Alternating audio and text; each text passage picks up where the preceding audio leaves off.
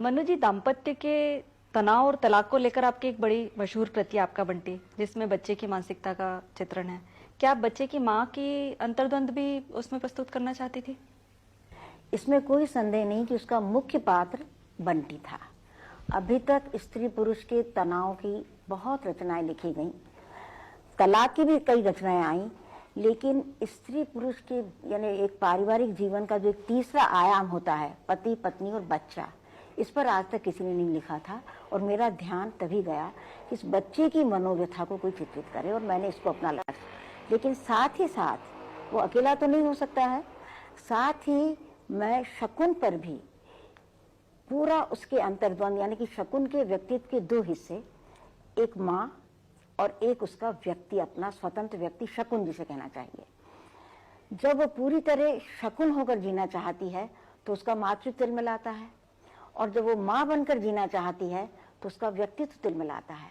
तो ये मातृत्व और व्यक्तित्व के द्वंद्व को इसमें मैंने चित्रित करने की कोशिश की। और त्रासदी देखिए इस चरित्र की कि न वो पूरी तरह माँ बन के जी पाई, न वो पूरी तरह से शकुन बन के जी पाई। यानी कि स्त्री तभी संपूर्ण होती है जबकि वो एक माँ भी हो, एक पत्नी भी हो और एक व्यक्ति भी हो। ये तो सही बात है कि इन तीनों का अगर समन्वय हो सके तो स्त्री पूर्णता को प्राप्त करेगी, पर समन्वय कभी कभी बहुत मुश्किल होता है, और खास करके हम लोगों के परिवारों के बीच में, कि अगर वो अपने व्यक्तित्व का भी उतना ही विकास कर ले और उसके ऊपर भी उसका बलाघात, उसका एम्फेसिस उतना ही हो कि मेरा व्यक्तित्व न कुचला जाए, मातृत्व और पत्नीत्व के बोझ में मेरा व्यक्तित्व न कुचला जाए, ऐसा संभव होना बहुत मुश्किल है। कहीं इन तीनों के बीच में एक ऐसा समीकरण, एक ऐसी, इन संबंधों के बीच में एक ऐसी इक्वेशन बनानी पड़ती है जिसमें पुरुष को भी उतना सहयोग देना पड़ेगा अगर वो बनेगा तो, और बच्चों को भी। तो आपको ऐसा नहीं लगता कि बहुत आज़ादी की हम बात कर रहे हैं औरत की, कि उसको आज़ादी चाहिए, लेकिन उसके लिए तब भी उतनी ही महत्वपूर्ण परिवार की गर्माहट, उसका प्रेम है, यानी उसके बगैर वो अधूरी रह जाती कितनी भी आज़ाद हो जाए? देखो, ये जो परिवार निरपेक्ष आज़ादी की बात हमारे यहाँ विदेश से हमने ओढ़ ली है अपने ऊपर। ये पाश्चात्य जो वीमेन लिब का मूवमेंट चला था, उसमें था कि उन्हें परिवार नहीं चाहिए, बच्चे नहीं चाहिए, पति नहीं चाहिए, मतलब एक ऐसी स्वतंत्रता जो अपने आप में पूर्ण है, बिना किसी की अपेक्षा के। लेकिन कोई भी आंदोलन अपने देश की मिट्टी और अपने देश की जलवायु में ही पनप सकता है। हमारे यहाँ जो स्थितियां हैं, हम बाहर की चीजें ओढ़ लेते हैं, वो चल नहीं पाती, वो वहां भी नहीं चल पा रही हैं। आप सोचिए यहाँ क्या चलेंगी। पर मैं कहती हूँ कि अपने यहाँ की स्त्री की स्वतंत्रता का जो कंसेप्ट है, जो अवधारणा है स्त्री की स्वतंत्रता की, मैं चाहती, यानी परिवार निरपेक्ष स्त्री की स्वतंत्रता का कोई हिमायती नहीं, कम से कम मैं नहीं हूँ। लेकिन ये तो तभी संभव है, सारी चीजें स्त्री को तभी मिल सकती है जबकि पुरुष भी बदले। हम 21वीं सदी की बात करते हैं कि 21वीं सदी की स्त्री बदली है, लेकिन पुरुष में कितना बदलाव आया? सबसे बड़ा संकट हमारे यहाँ यही है। पिछले 40-50 सालों में, 30-40 सालों में स्त्री शिक्षित हुई, आर्थिक रूप से आत्मनिर्भर हुई, तो उसके पूरे व्यक्तित्व में एक बड़ा आमूल परिवर्तन आया। उसमें जो आत्मविश्वास आया, अपनी आइडेंटिटी की पहचान, आत्मविश्वास, कुछ कर गुजरने की जैसे शक्ति और क्षमता का एहसास उसके भीतर जागा। और आप देखेंगे जहां जहां वो गई है उसको अवसर मिला है, जहां जहां जाने का, इतना अच्छा उसने करके दिखाया है। ये सारी परिस्थितियों ने स्त्री को तो बहुत बदल दिया इस आत्मविश्वास ने। लेकिन आज भी हमारे यहाँ का पुरुष, बिल्कुल नई पीढ़ी की बात छोड़ दीजिए, वहां शायद पुरुषों में बदलाव आने लगा है और आएगा, क्योंकि परिस्थितियों का दबाव पुरुष को भी बदलेगा। लेकिन वहां परिवर्तन की प्रक्रिया इतनी धीमी है। हमारी पीढ़ी के पुरुष जो थे वो तो पूरी तरह सामंती संस्कारों से ओतप्रोत थे, मैं कहूंगी ग्रस्त थे। इस सदी में पुरुष का सोच कितना बदला है? संकट हमारे यहाँ सारा यही है कि स्त्री की अपेक्षा पुरुष में बदलाव बहुत बहुत कम हुआ है।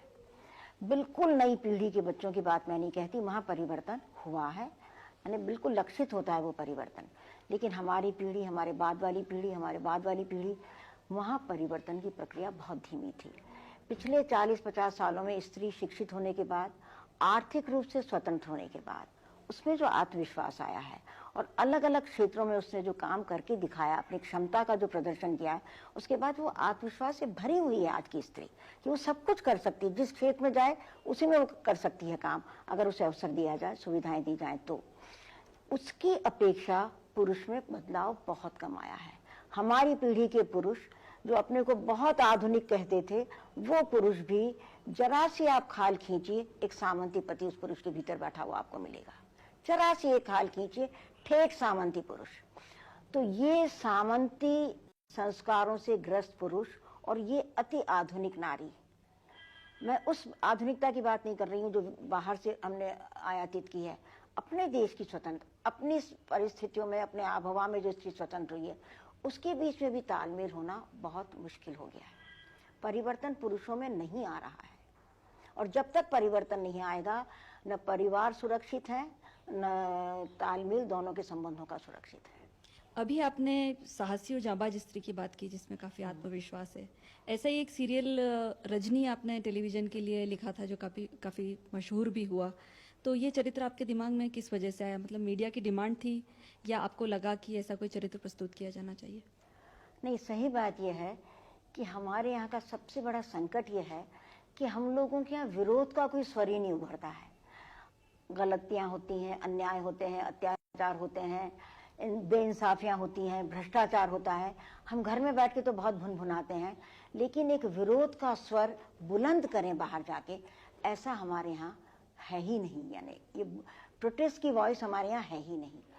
तब बासु चैटर्जी आए थे और उन्होंने कहा कि मैं एक ऐसे चरित्र का निर्माण करना चाहता हूँ जिसमें वॉइस ऑफ प्रोटेस्ट, जो यानी कि अपने प्रतिरोध को वो सब तक पहुँचाए। इसलिए ये रजनी के चरित्र की हम लोगों ने परिकल्पना की। और ये सही बात है, कई लोगों ने कहा है क्या स्वाभाविक नहीं है, कहाँ होता है, ये करवा लेती है सब काम, हम तो कर कहते हैं कुछ होता ही नहीं है। बात होता है या नहीं होता है, कम से कम वो गलत चीज़ों के खिलाफ आवाज़ उठाती है और बहुत जम के उठाती है और पीछे पड़ी रहती है कि जब तक ठीक ना हो जाए। तो इस चरित्र को मीडिया के माध्यम से सब लोगों तक पहुंचा के हमने प्रतिरोध की आवाज का समर्थन ही नहीं किया था, उसको बुलंद करने का एक आग्रह भी था इसके पीछे। मन्नू जी, जीवन के उत्तरार्ध में पहुंच के आपको ऐसा लगता है कि कुछ छूट गया है जो आप अगले जन्म में पूरा करना चाहती हो? हाँ, मुझे बहुत लगता है, खास करके लेखन के क्षेत्र में। मैं बहुत लिखना चाहती थी, पर कुछ शारीरिक व्याधि, कुछ और ऐसी परिस्थितियां होती चली गई कि मेरा लिखना छूटता गया। 15 साल से आप सोचिए मैं लिख नहीं रही हूँ, और उसका कितना दंश, कितनी तकलीफ मेरे भीतर है। मेरी इतनी बड़ी दुखती रग है ये।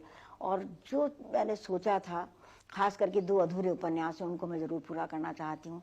3-4 लंबी कहानियाँ हैं, उनको मैं ज़रूर पूरा करना चाहती हूँ। पर अगले जन्म में क्यों? मैं तो चाहती हूँ कि इसी जन्म में पूरा, अगला जन्म किसने देखा? मैं तो इसी जन्म में पूरा करना चाहती हूँ। और अब लगता है कि धीरे धीरे मैं वापस लेखन के क्षेत्र में थोड़ा सक्रिय हुई हूँ और उनको पूरा करूँगी। रचनात्मकता